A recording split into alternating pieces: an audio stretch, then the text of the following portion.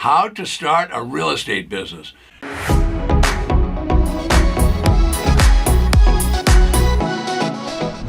Welcome back. The perception of everyone is that real estate is easy and that it's glamorous. I think that you're going to find out that it's not quite as glamorous as you think, but if you want to become wealthy, real estate certainly is a good place to start. So certainly the idea of being your own boss is a good idea and not having someone else tell you what to do.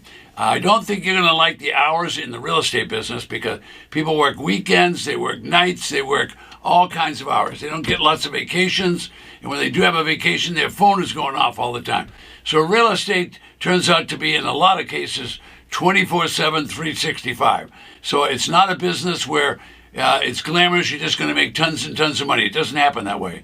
And there's a lot of rejection in the real estate business. Now, what do I mean by that? Well, people say no, and they say no a lot. Now, currently, while we're videoing, the real estate market is on its way up, and it's been going up for almost 2 years now. But the real estate business doesn't always do that.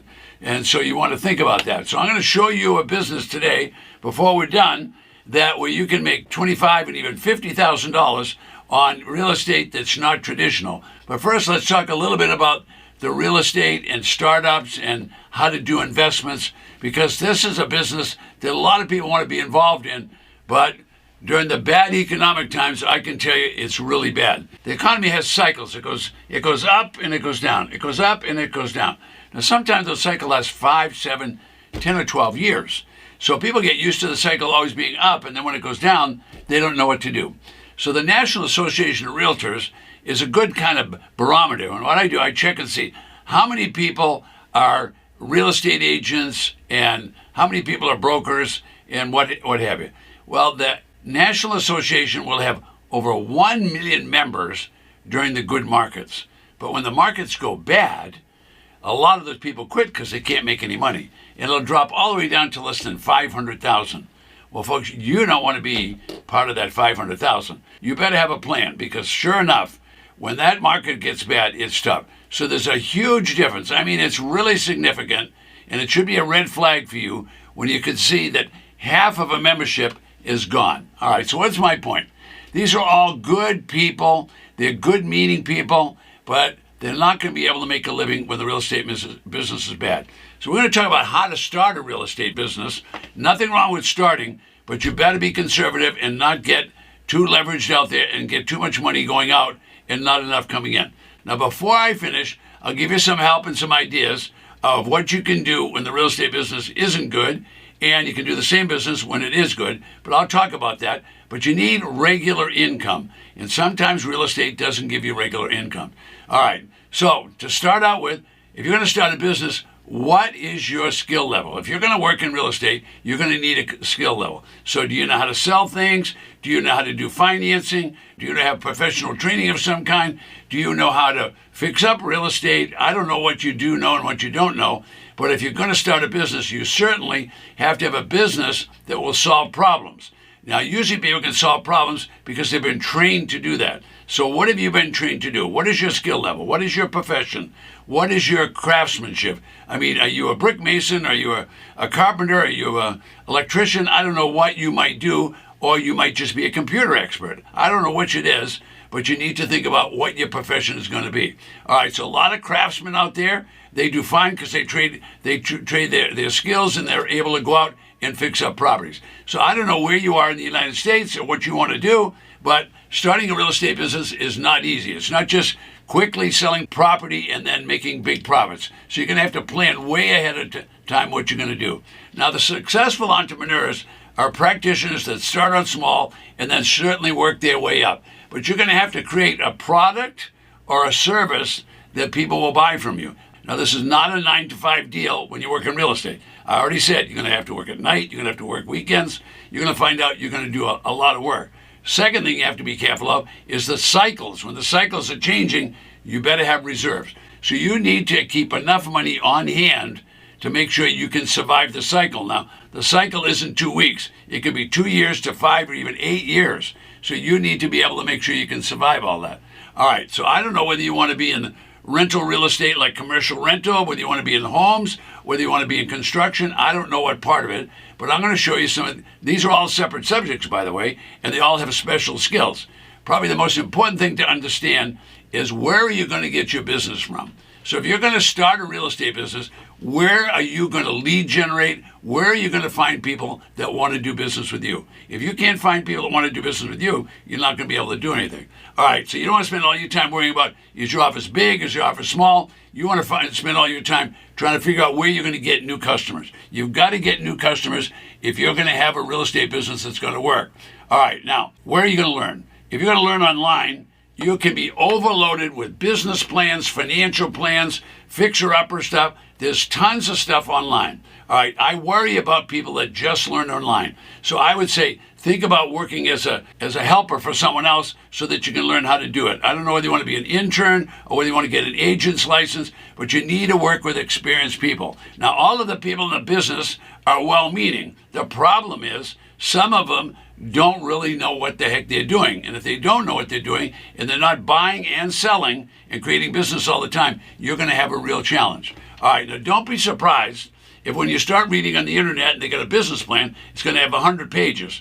All right, I'm going to give you two or three things to look at in that 100 pages. You don't need to try and memorize that 100 pages. You need to, one, look at the business plan. Does it show you how to make revenue? If it doesn't show you how to make revenue, forget that. All right, now there's a lot more to a business than having revenue. You've got to have a product that you can sell. So what is your product going to be? Is it going to be rental property and commercial? Is it going to be construction? Is it going to be regular properties that are homes? Whatever it's going to be. But if you don't have this down pat before you get started, you're going to have a big problem. So I worry about business plans that people get on the internet. There's lots of templates, but most of those people are writers or they're people that put business plans together. They've never been in business. So you're going to have to find someone experienced that's going to be able to help you out. So give that a little bit of thought. All right, so I mentioned earlier the National Association, when the market is good, the National Association of Realtors will have 1 million members. Okay, when the market's bad, they'll have 500,000 members. You don't want to be part of that when it shrinks. You just don't want to be. All right, but that's a signal to you. If the market's bad, it's going to take a lot longer to learn, and it's not such an easy business. All right, so let's talk about where the revenue is going to come from. If you don't have a revenue source and you're waiting just to do commissions, then you've got a big problem on your hand. So what am I going to tell you? Don't quit your job. That's lesson number 1. Don't quit your job. Now let me give you lesson 2. Lesson 2 is reread lesson 1. And that is don't quit your job, because real estate does this, up and down, up and down. So if you're going to start a real estate business, you better be prepared to handle it. All right, so a lot of people talk about they started out poor in real estate and they suddenly became rich, but they're going to get real poor again if they're leveraged too much and the real estate business come down. So understand that the business has a huge cycle to take place, and it might take place over a lot of years. All right, so what about sales? Do you know how to sell? If you don't know how to sell, how are you going to do business, all right? How are you going to let the world know about it? How are you going to generate leads? You're going to need all that. All right, so you need a problem-solving product and a problem-solving service that you're going to do. All right, so let me give you a capsulized form of a business that will work, and it works all the time. So 30 years ago, I discovered a business that's been around for 200 years. And you know what? It was real estate. It wasn't traditional real estate, houses, residential vacant lots, small farms. It's that same business, except that those businesses, everything is fine. And the business I looked at, the business already showed that these properties had gone into default. What does that mean? That means that people didn't pay their taxes. So if people don't pay their taxes, they're now in tax default. We're not talking about real estate foreclosures. We're talking about tax default. Now, what about those properties? Well, I can tell you right now, the county, the legislature is going to have them confiscate the property. When they do that, what are they going to do with it? They want to sell it. They're going to sell it for 10 cents, 20 cents, 30 cents on the dollar. Now, if you could buy real estate for 10, 20, 30 cents on the dollar, wow, would that make a big difference? You could sell it for anything you want. Well, that's what the business is. Tax defaulted real estate. It's been around for over 200 years. It's available in all 3,000 counties in the United States. Matter of fact, there's even more than 3,000. When the government sells these properties, they not only wipe out the mortgage, but they also cancel any deed of trust. So they sell these properties at auction at 60, 70, and 80% discounts.